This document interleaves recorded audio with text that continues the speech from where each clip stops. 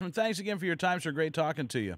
Good to be back with you, Cam. All right, so we've got new information about senior Justice Department officials and the knowledge that they had of the tactics used in Operation Fast and Furious. Your colleague, Representative Issa, releasing a letter to Attorney General Holder talking about these wiretap applications that were approved by Lanny Breuer, who's the head of the criminal division.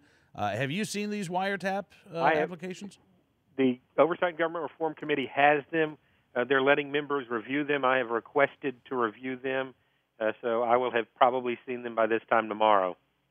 What is your understanding of the information and the tactics that were included in this application that Lanny Breuer supposedly looked at? Yeah, there was a lot of information about what was going on in Fast and Furious that outlined what was going on, and according to what Chairman Issa casually mentioned to me when we were discussing it, is there's enough in there that should have not only had a red flag raised, but should have had a flashing red light and siren.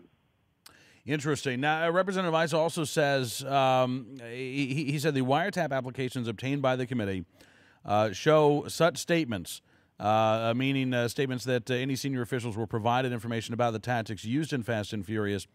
The wiretap applications show such statements made by senior department officials regarding the wiretaps to be false and misleading. You have repeatedly either denied involvement by senior officials in Fast and Furious or asserted that the wiretap applications do not contain rich detail about irresponsible investigative tactics. When you hear a member of Congress tell the Attorney General that senior department officials have made false and misleading statements, kind of makes you sit up a little bit, Representative Farenthold. There's a certain collegiality and respect due between co-equal branches of government, but when it starts to come out that one branch of the government is lying to the other, the language gets a little harsher. Absolutely. I mean, could we be looking ultimately? I know I'm asking you to prognosticate a little bit here, but we're talking about contempt of Congress charges. What about perjury charges for Justice Department officials? It's very possible that could go. I've said all along in the Fast and Furious investigation that it's the cover-up that gets you every time. And, you've got senior officials. We got the paperwork saying that they knew about it, while Holder is saying, no, we didn't know about it. And this is frustrating, but it certainly explains why the DOJ is reluctant to turn over any documents after the congressional investigation took place. Because I think, once again, we're starting to see the smoke from the gun that there's a cover-up here.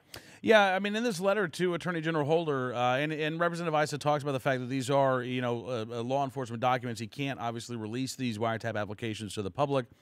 But he says, as early as March of 2010, senior officials in the criminal division were aware of important facts about Fast and Furious. For example, these officials received information showing ATF had identified a specific gun trafficking ring led by an individual who had demonstrated the specific intent to transport weapons from the U.S. to Mexico. The straw purchasing ring was uncomplicated, with just one man at the center and only a few key individuals purchasing more than 1,300 of the more than 2,000 weapons that were trafficked. I mean, that's more than half of the weapons in one simple criminal organization, and we couldn't shut them down in a reasonable amount of time? Really? Absolutely. March of 2010, and this investigation continued until after Brian Terry was murdered in December of 2010. Yep. Representative Issa also says quote, on May 15th, 2012, the Deputy Attorney General wrote that, quote, considerations of public safety do not appear to have been taken into account in formulating and carrying out the investigative plan for the operation. Representative Issa says he was right. Senior department officials, including Lanny Breuer, Jason Weinstein, and Kenneth Blanco, did not take public safety into account when they approved the wiretap applications. In other words, as this is being reviewed by the senior Justice Department officials, they have a responsibility, if they see something like what was happening in Fast and Furious, to shut that operation down. Well, that's one of the reasons that these applications rise up to that level. So we're back to a very similar statement to what we're talking about with Holder. He's either incompetent because he didn't know about it, or worse, And the same thing is true with these senior officials. Did they just rubber stamp them without reading them? That's the best case scenario. The worst case scenario is they read them and let them go on anyway for whatever reason you choose to speculate about. Absolutely. Do you expect this to be topic A at the Judiciary Committee hearing with Attorney General Holder on Thursday? I do. I don't sit on that committee, but I will either be sitting in the audience or have it up on my closed-circuit TV in my office. I'll be looking for the fireworks.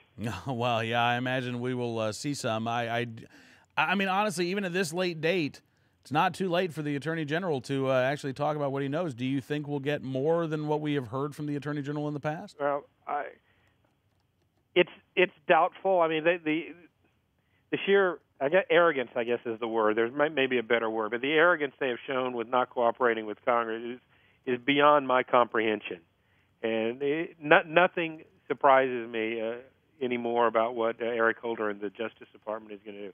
If we look at what's happened historically, there could very well be a document dump, at the close of business today, right before the hearing starts. That's right. Kind of their modus operandi, and not they'll come in with dozens of boxes worth of stuff, and not give us adequate time to review and analyze it.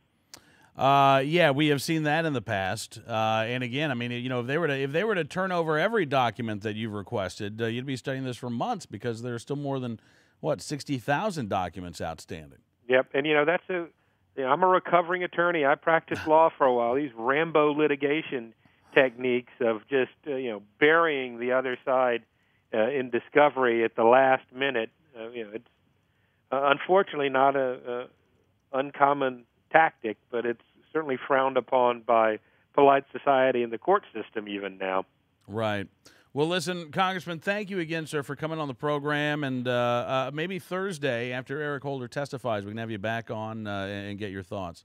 Sounds good to me. All right. Thanks again. Congressman Blake Farenthold from the great state of Texas join us tonight here on Cam & Company.